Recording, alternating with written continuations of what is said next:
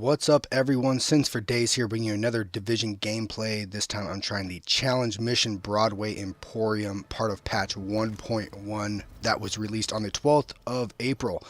Real quick, patch 1.1 notes. A couple key things you guys need to know about this one is the post level 30 leveling system, the new incursion mission, and the gear sets and trading. I'm going to cover each one of those, and then I'm going to dive into the gameplay afterwards. So first up is Falcon Lost. This is the new incursion mode that Ubisoft released. It is for level 30 people and above that have completed the mission General Assembly also. So this is a new type of incursion that's supposed to be super hard and requires super good gear sets or gear rank, I guess, to go. Minimum level is 140, recommended is 160. So you can kind of see where Ubisoft is leaning towards that. The higher your gear rate is, or the higher your gear number is, the more powerful your character is, I guess. So it's a 4-player mission. That's how they balance it out, so you're going to have to use matchmaking. Now, I have heard that there have been several glitches with matchmaking on this, where people will just keep spinning, where they won't be able to actually join into anything, even though it says that they're right there in the level. It won't allow them to play it. So heads up on that one. There has been a lot of glitches, and Ubisoft, I guess, is aware of them as well. The second thing I want to talk about is the gear sets. Gear sets are what they sound like. They're entire armor sets that you acquire from completing either Falcon Lost or in the Dark Zone by looting. So there are 4 different types. Tactician's Authority, which grants enhanced electronics and support capabilities. Striker's Battle Gear, which provides bonuses for assault capabilities. Sentry's Call enhances your marksmanship capabilities. And Path of the Nomad provides bonuses for lone wanderers. That's the one I'm interested in, and I'm actually going to start a series called My Path to the Nomad, which is going to be detailing me trying to get the gear set for that and what the stats I can get for it are when they're maxed out. So I'm really looking forward to starting that series coming up pretty soon. The last little bit is trading and Dark Zone supply drops.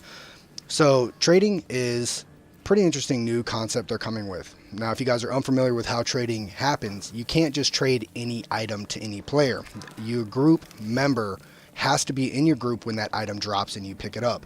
So if he is logged off or she's logged off, you get some high-end item and then you want to trade it to them, it won't actually happen. You can't do it. They have to be in your group at the time of the item drop in your time of picking it up. That's when you can drop it from your inventory and it becomes available to them. So that's how trading works. Keep that in mind. So if you're wondering why the hell you can't trade to your partner, like, oh, I just picked this up yesterday, why can't I trade it to them? If that person was not there, you cannot trade it to them.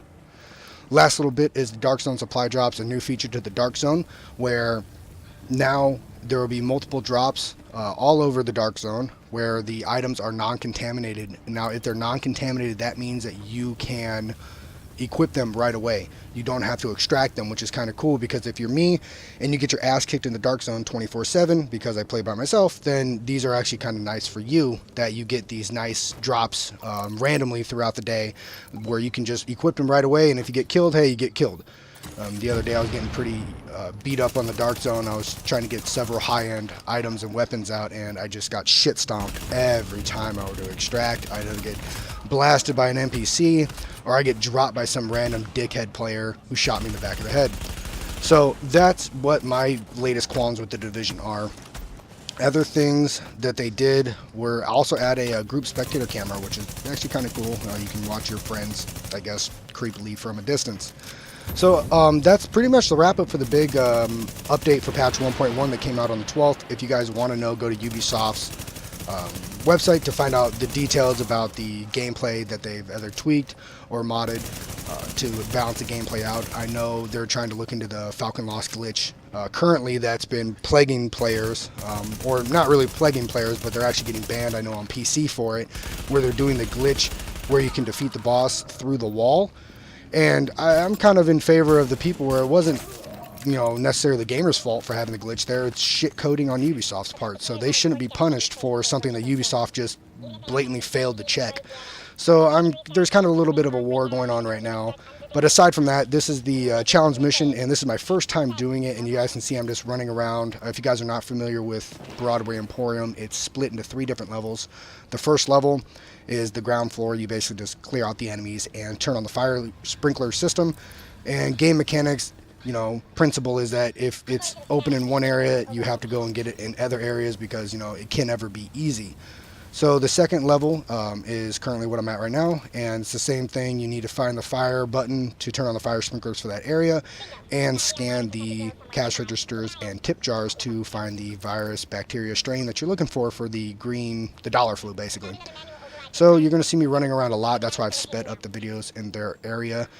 Nobody wants to see me run a 5K in the middle of a game. So last little bit of this one, I'm actually impressed overall with the challenge mode, rewards you get from completing it. When you guys click on it, you're going to have to restart the level, and you're going to have to make sure it's on hard for the weekly challenge. Now when you do that, you guys will notice they've added a bonus of crafting materials, which is really cool. They give you 5 tools, electronics, weapons parts, and fiber for the completion of the challenge mode story mission, which is actually pretty cool. But if you're like me and most people who play this game on challenge mode, your character's not going to really need them. I guess what Ubisoft was leaning towards is that they're going to be releasing more high-end weapons blueprints and gear blueprints that you're going to need to make, and the easiest way to make them is to deconstruct blue tiered weapons and above in order to get the crafting materials to then make them into high-end weapons materials. So I kind of see where they're going with it. Oh god, missed sticky shot there.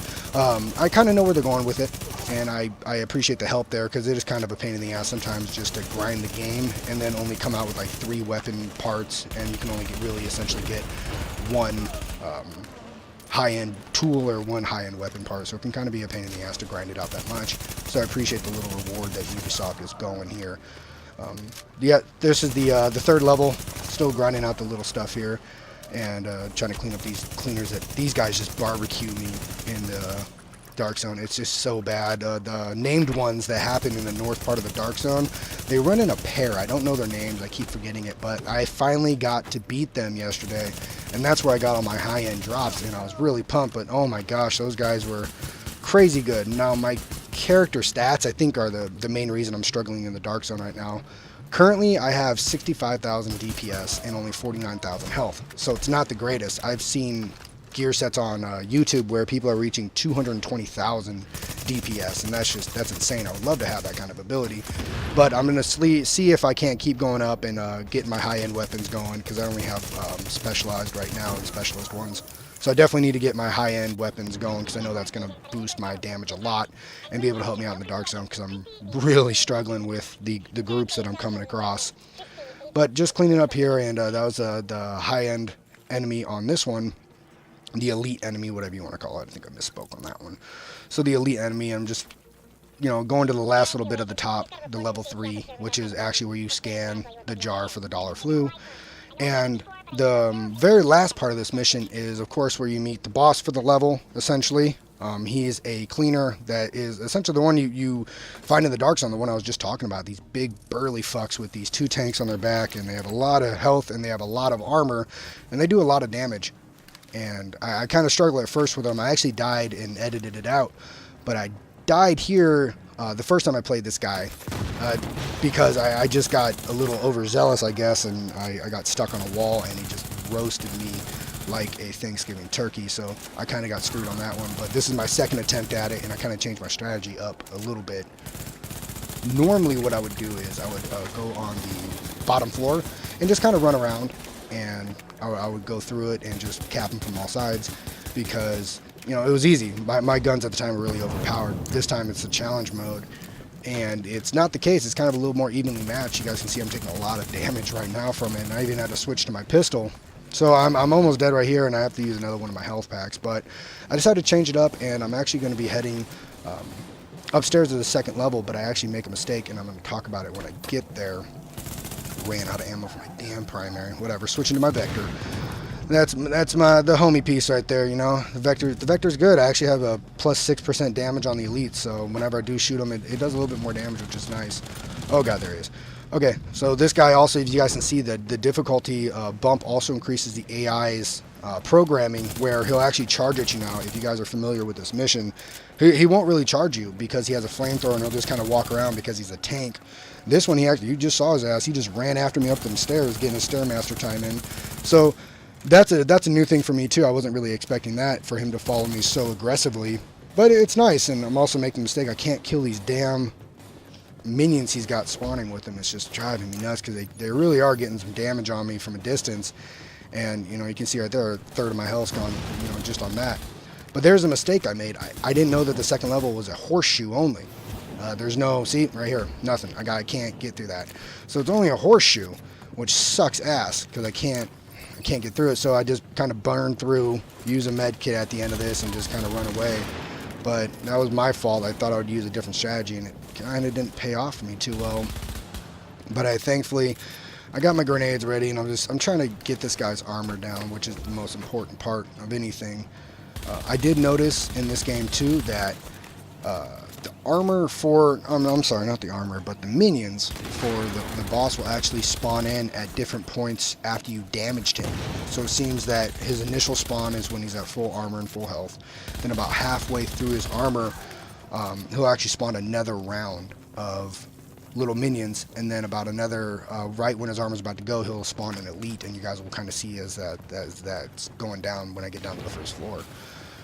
So this fight's going pretty well. I got one more health pack to go, but I'm all out of ammo for my assault rifle, so I'm going to go to the ammo crate over here. Nope, not here. Here, and I'm going to resupply all my ammo and see if we can't finish this fight off. Overall, I'm really happy with the direction Ubisoft is going with this one, in this game especially. It seems like they're trying to put a little bit of longevity into it. And I'm going to see if I can't shoot his tank pack right there. Boom, got him. Alright, so I shot his tank pack, which, you know, helped whittle out another bar of armor. And it looks like I got my sticky bombs back too. So here's that elite I was talking about. He was lucky enough to just run right into the sticky bomb, which is nice. But you can see, right, he's only got about a bar left of his armor, and then another elite spawned in. So it looks like I'm leaning towards I'm correct on that one. I could be wrong, but I was leaning towards I was correct on the fact that his level of health and armor depends on how many enemies are on the map. So you guys got to remember that. Alright, final stand. Let's do it. I got his all armor off finally. Just going to chip away at his face. I'll take that. Oh, here it comes. Almost done. Switch, and there it is. Alright, so that was my first ever challenge mission done. Broadway Emporium. Oh shit, I even got high-end gloves. Oh man, that's actually a good drop. Wow, that's my first high-end item I've gotten on a story mission. So sweet. Take that, Christmas bulbs. That is awesome. Well, guys, that's my video for this week. Thanks for watching. Hit the like and subscribe button if you want to see more.